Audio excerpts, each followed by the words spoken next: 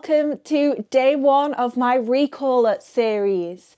In today's video, I'm going to be sharing with you my first game in my Recall series, which is all about the head whip turn during a recall. So we think that is the very first part of the dog acknowledging that we exist when they've been distracted and we want them to come back to us. They need to turn and look in our direction and then come back to us as quickly as possible.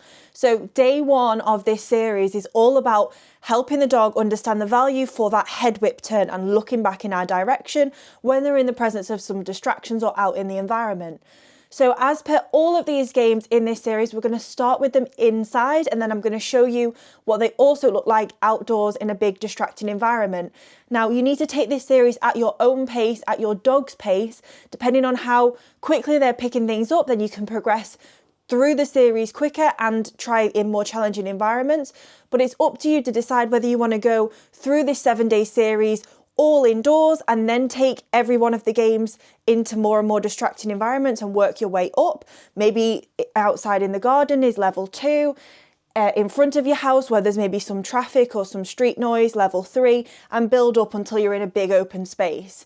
So I'm going to show you both the first, what I would say is one of the easiest levels to start with these games indoors inside your house where the dog's very familiar and there's not too many distractions around. And then I'm also going to show you these outdoors in a big open space, which is kind of the highest level that I would say to test Chase with his recall in.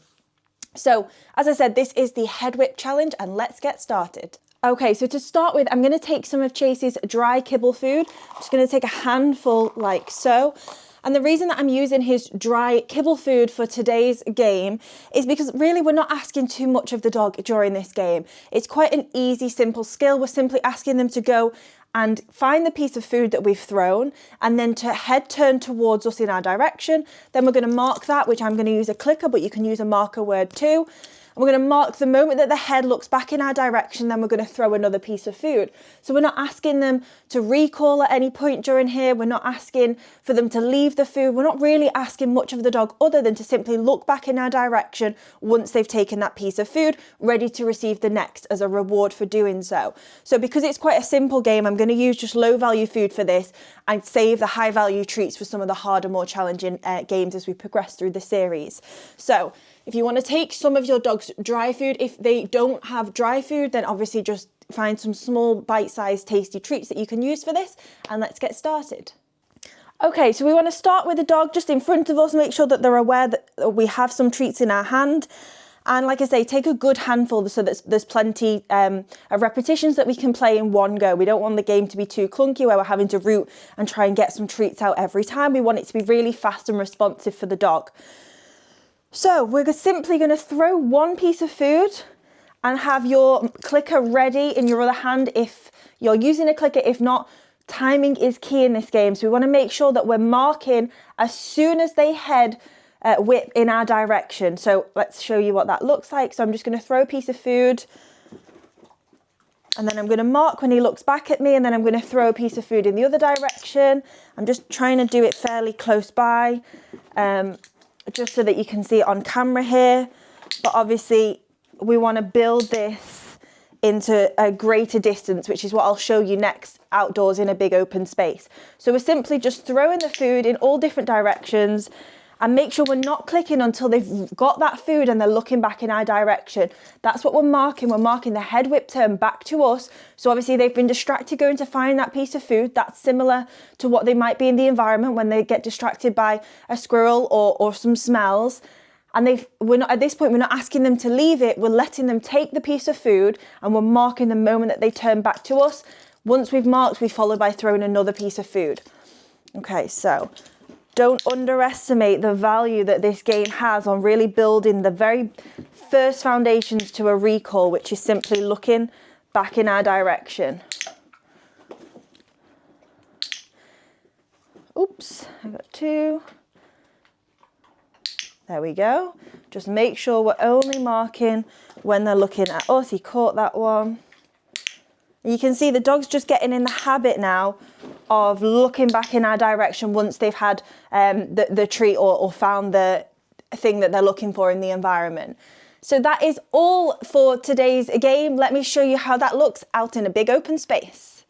Okay, so we are taking our head whip turn game outdoors. So we are in a big open space with lots of distractions. As you can see, Chase is already sussing out what's in the environment. And we're going to start playing the head whip game out here. So I've brought with me some of Chase's dry kibble food, and I'm going to show you how this looks in a big open space. So we want to be building this game up in lots of different environments to really generalize the behavior, starting indoors as we've shown, building into, say, the garden and more distracting environments. So this is quite a high level distraction, being in a big open field, and I'm going to show you how the head whip game looks out here. So I've got the dry kibble in one hand and I have my marker, my clicker, in the other hand. Now I'm using the clicker to really mark the moment that Chase whips his head back to look at me as if to say, and where's the next food? And then I reward and throw. And the reason the marker and the clicker here is so important is that we want to be marking the behavior when they are looking back at us. So in a recall situation, what we want is the dog to maybe be distracted by something. Maybe they're chasing a squirrel, or they found some food that they're interested in. And as they are interested and engaged with that object or thing, when we use our recall, we want them to flip their head, whip their head round, look in our direction, and then come back to us. So obviously the very first part of that process is to look in our direction so they know how quickly and where to come back to us. So that's why this part is really important. So don't underestimate. It's a really simple game, but it's really important to build those blocks for the perfect recall.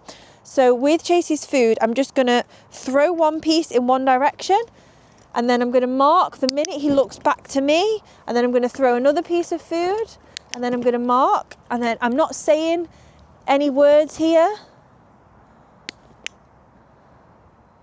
So perfect real life distraction. He got distracted there, and again, I waited it out and I marked the moment that he looked back at me. That is what we're marking here. Chase? So there is another dog, so this is really good distraction work. So I'm going to give that treat and I'm going to throw it over here. So this is perfect real life distraction training. Good boy. So I'm going to throw the piece of food in that direction. I'm going to mark the moment that he looks back at me, and then I'm going to reward that with another treat. Chase, Chase, come. Come here. Come here, wait. Good boy. So I'm just going to wait that out because the distraction got a little bit too much for him there. So we're just going to wait. You can see that was good real life recall training. Okay, so he's had a minute. He's okay. The distractions decreased because he's created a bit of distance. So we're going to try that again, and we're going to end on a high note. So mark and reward. Yes, much better. And he's back to being engaged with me. A little look at the distraction. And he's looked at me and back at me. Good job. Come here, sit, wait. Perfect. So that was a real life example of recall training in a distracting environment where just out of anywhere a dog can appear unannounced. Obviously we're not prepared for it, or we know that this can happen, so always have to be prepared. But that's what's so difficult, because we can't control what's in the environment. So a dog can just come out of nowhere like that and really distract Chase. And we were able to work through it, and we were able to use this game to get his engagement back on me and finish on a high note, where even though there was a dog just a few meters away from us walking, luckily on lead, which helped manage the situation slightly. But yeah, he was able to re-engage with me and continue playing the game. So that is what we're looking for as an end goal and result. Obviously, we can't expect our dogs to never get distracted, but what we want to do is to be able to use these games to re-engage them and work through those challenges. So I hope you enjoyed watching, and stay tuned for more Recallers games in this series.